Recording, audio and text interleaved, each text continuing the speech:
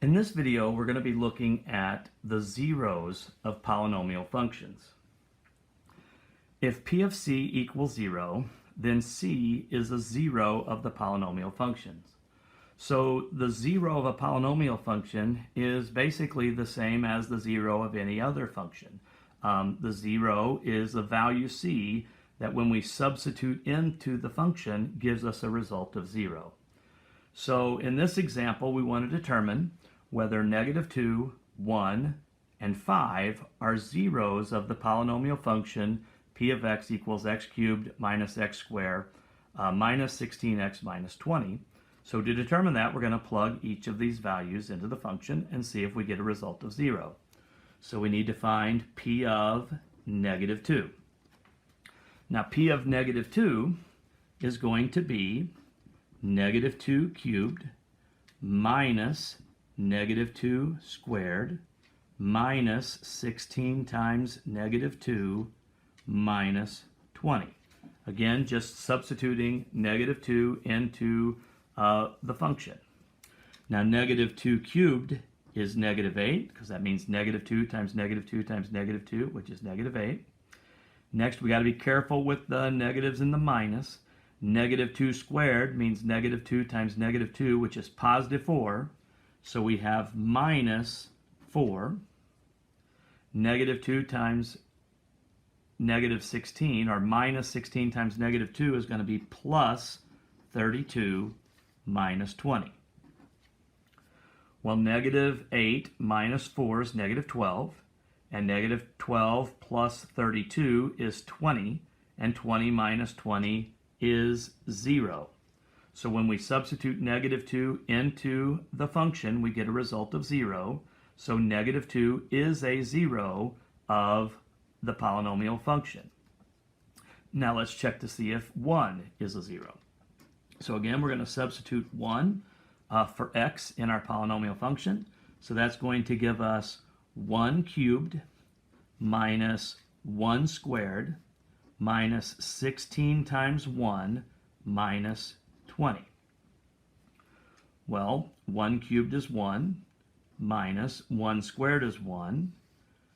Minus 16 times 1 is going to be minus 16 minus 20. Well, 1 minus 1 is 0. 0 minus 16 is -16. And -16 minus 20 is -36, not 0. So the value 1 is not a zero of this polynomial function. So coming back up here, yes, -2 is a zero, but no, 1 is not a zero. Now let's check to see if 5 is a zero. So substituting 5 gives me 5 cubed minus 5 squared minus 16 times 5 minus 20. Well, 5 cubed is 125. 5 squared is 25, so we have 125 minus 25. 16 times 5 is 80, so we have minus 80 minus 20.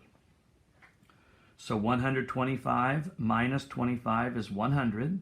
100 minus 80 is 20, and 20 minus 20 is 0. So 5 is a zero of the polynomial function. So to answer our question, -2 and 5 are both zeros of this polynomial function. 1 is not a zero of the polynomial function.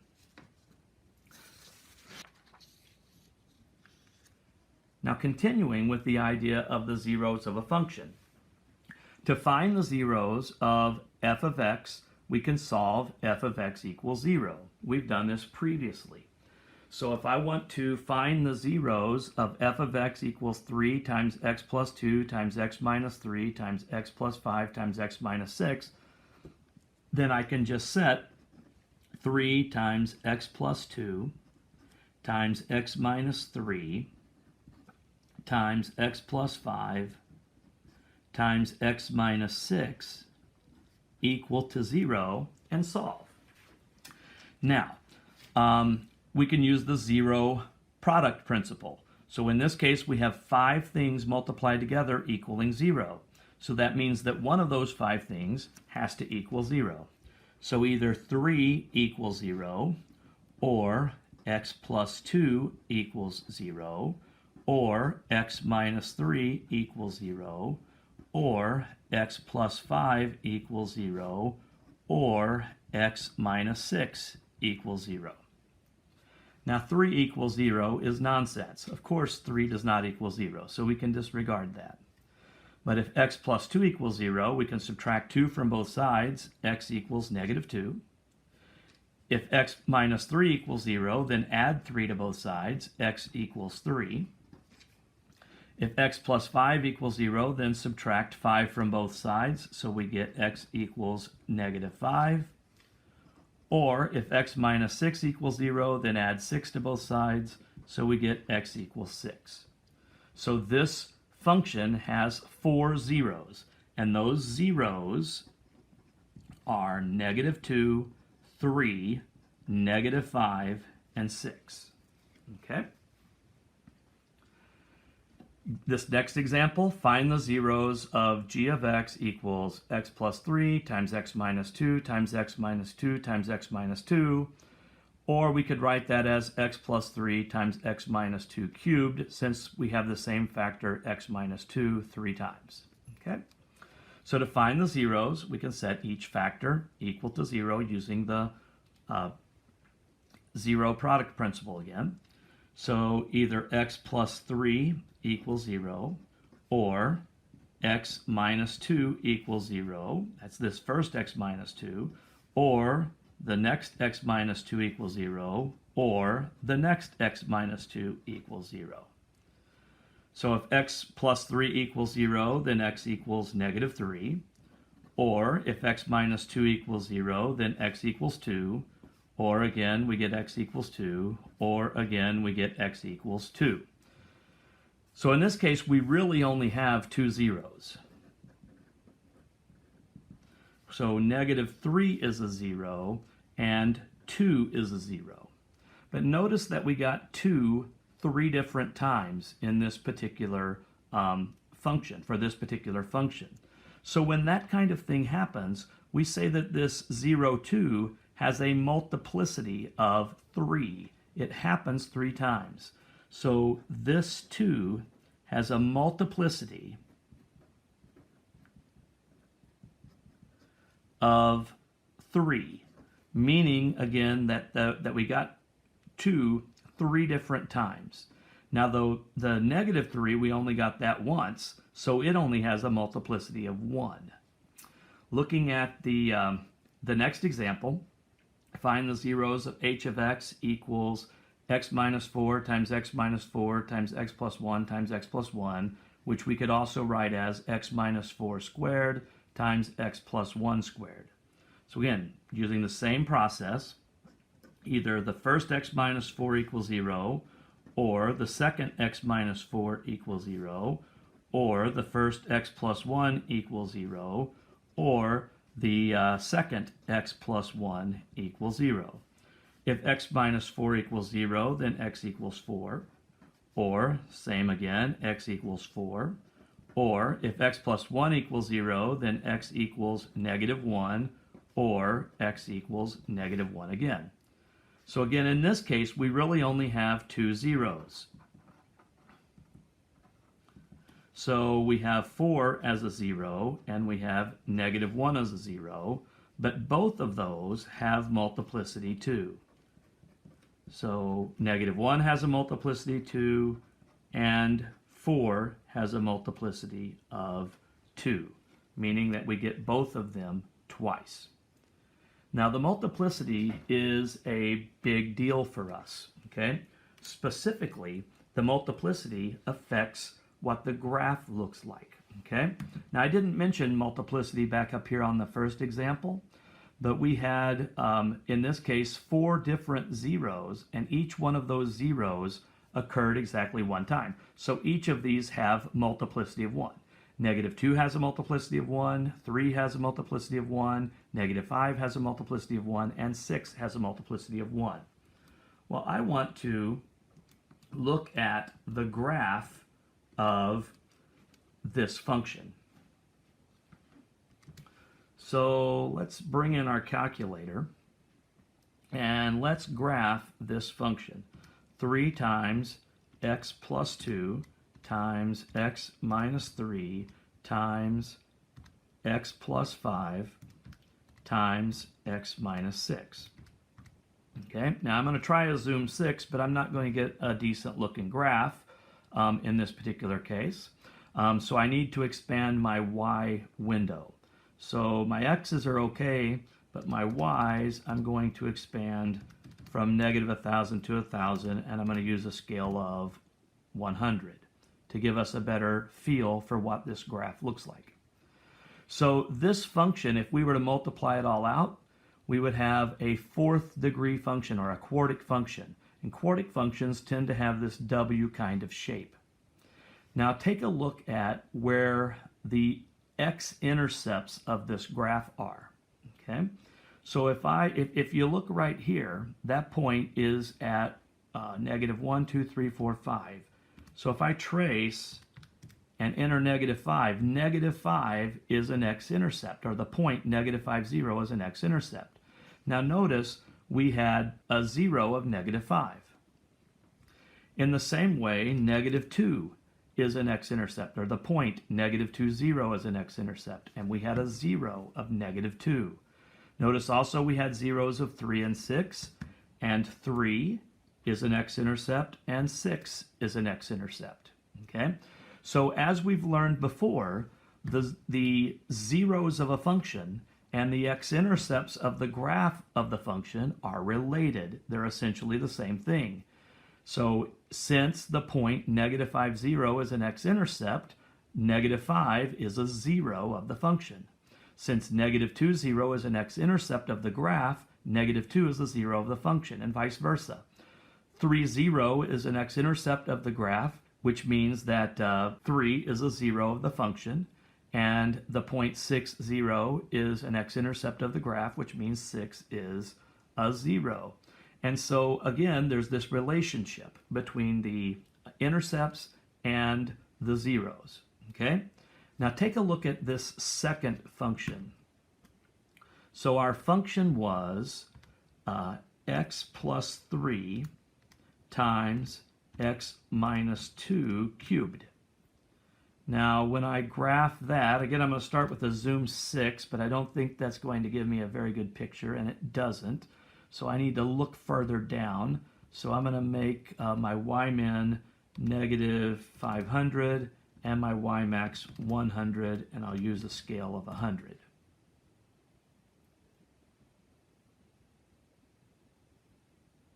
Well, let's adjust that.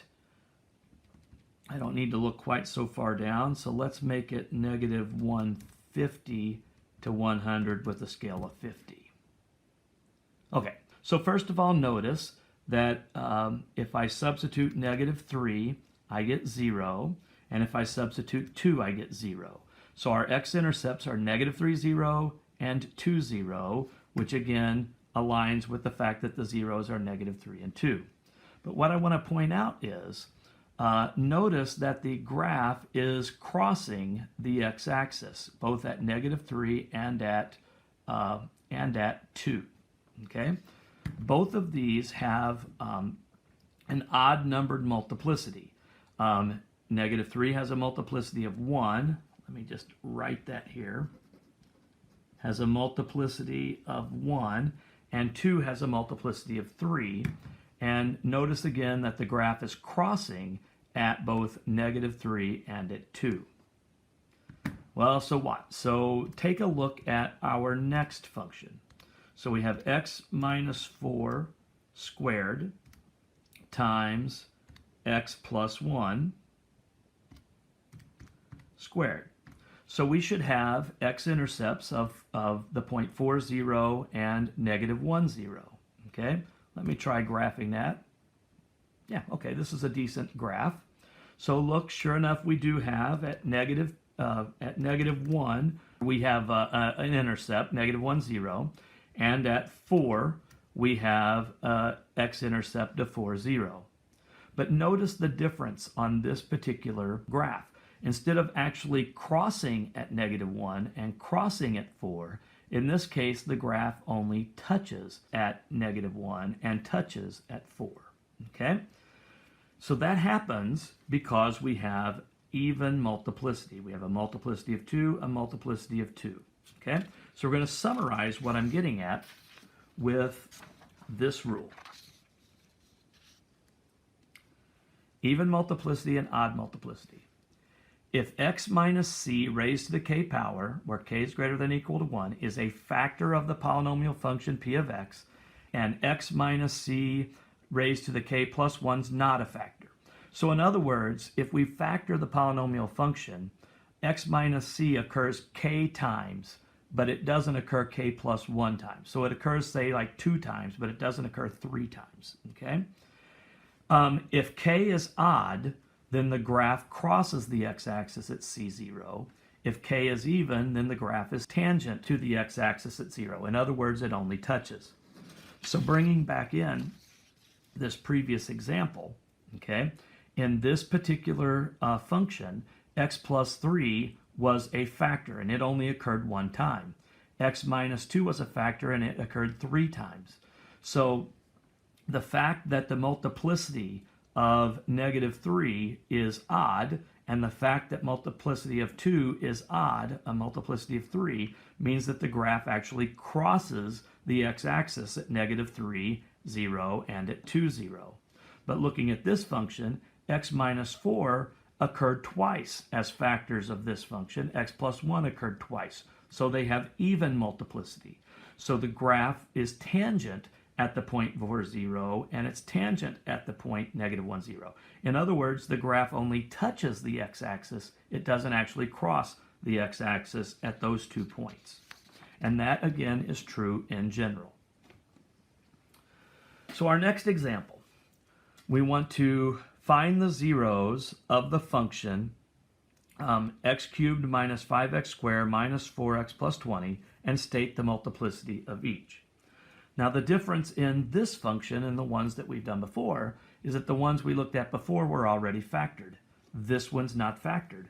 So in order to find the zeros, we're going to take the x cubed minus 5x squared minus 4x plus 20, and we're going to set that equal to 0.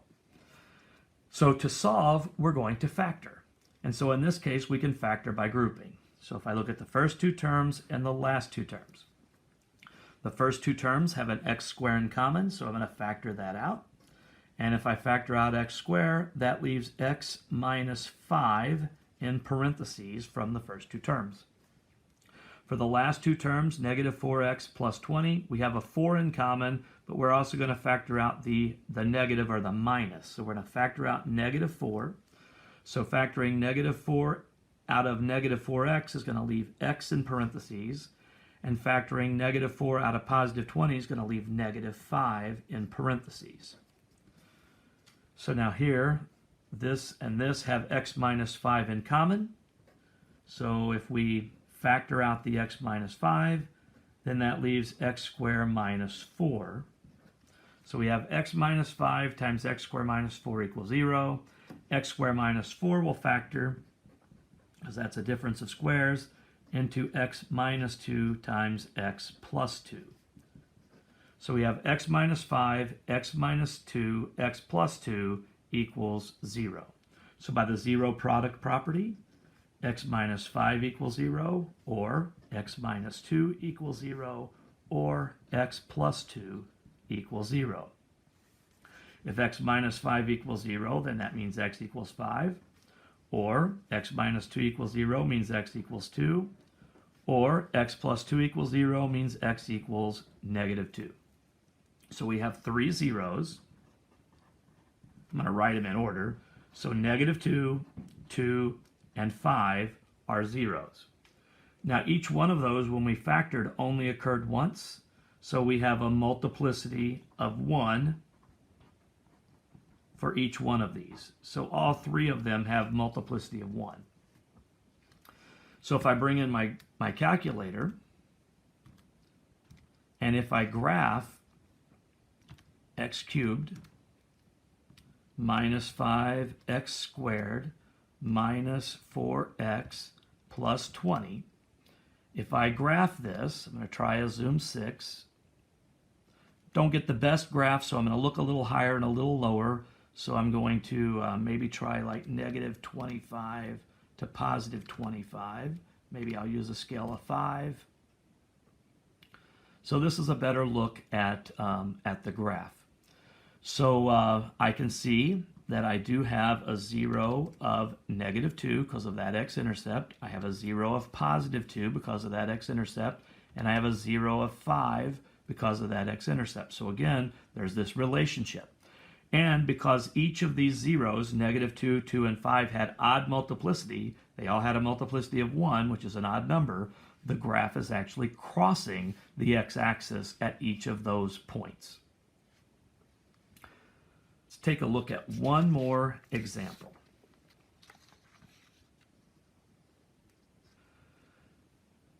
So every polynomial function of degree n with n greater than or equal to 1 has at least one 0 and at most n zeros. So to explain this, I want to talk a little bit about the graphs. Okay. Now this said, of course, if n is greater than or equal to 1, so our degree has to be 1 or bigger. Well, we've studied those. If the degree of a polynomial function is 1, that means it's a linear function. And so a linear function is going to have a graph that looks like this. So it's going to cross the x-axis, which means it's going to have 1, 0. Okay? Whether the graph is increasing or decreasing, it's going to cross in one place. Okay? Now, if we look at a degree 2 polynomial, we've looked at those before. Those are quadratics, and they have a parabola shape. So it's either going to look like this, or it's going to look like this, which means we could have two x-intercepts or two zeros. Okay? Now, it's also possible that a quadratic could have its vertex on the x-axis. If that's the case, then we just have 1, 0, but that would be the case where we have a multiplicity of 2. And the same thing could happen if our parabola opens down, such as this. We have 1, 0, but it has a multiplicity of 2. Now, it is also possible that a quadratic equation, as we've studied, could do this. It may not have any x-intercepts, for example. If that's the case, it will still have two zeros, which we'll learn about a little bit later on, but its zeros will be imaginary instead of real, as we discussed when we were working on quadratic functions back in chapter 3. So we would have imaginary zeros instead of real zeros if the graph either looks like this or like this and doesn't cross the x-axis. Now, what we haven't really studied much before is cubic functions. Cubic functions tend to have a drain pipe look like this. Okay? So if that's the case, then we're going to have 3 x-intercepts, which means we'll have 3 zeros. But it's also possible for a cubic function to not really have a drain pipe look where it goes up, down, up. It may also just have a bend in it like this. If that's the case, then it's going to have 1 real 0, which means it will then have 2 other imaginary zeros, which we'll discuss in more detail later on. And it's also possible for a cubic to do something like this. So it could cross here and come back down, but not far enough to touch the axis. So again, it would have 1 real 0 and 2 imaginary zeros. Okay. Likewise, with a quartic function, quartic functions tend to have a W kind of shape. Now, it could be upside down so that it's more of an M shape. Okay. And incidentally, the cubics could be upside down as well, so it could be like this. Anyway, if I have this W shape for a quartic, then it could be crossing in 4 places, which means it has 4 real zeros. Okay? Crossing in 4 places, it has 4 real zeros. But it's also possible that the graph could do something like this. So if this is the case, then it would have 2 real zeros and 2 imaginary zeros, which we'll look at in more detail later on. Okay? Or it's possible that the entire thing could be above the x-axis, in which case it has no real zeros. It would just have all imaginary zeros. And again, it's possible it could be upside down, so it could be like this, so it has all imaginary zeros and no real zeros. Again, we'll study that a little bit more as we go further along in this chapter, okay? But again, according to this rule, every polynomial function has at least one zero and at most n zeros. So again, what I'm getting at is whatever the degree is, okay? So like in this case, this is linear, so the degree is 1. It's going to have at most 1 0. This is a quadratic, so it has at most 2 because the degree is 2. This is a cubic, and so it has at most 3 because the degree is 3. This is quartic, so its degree is 4, which means it has at most 4. And not only will it have at most 4, it will have 4, it's just that they may not all be real, okay? So they may be imaginary, and we may get duplicates. So we may get the same 0 4 times because we have multiplicity of 4, okay? So back to our example here. So we want to find the zeros of g of x equals x to the fourth minus 3x squared minus 28.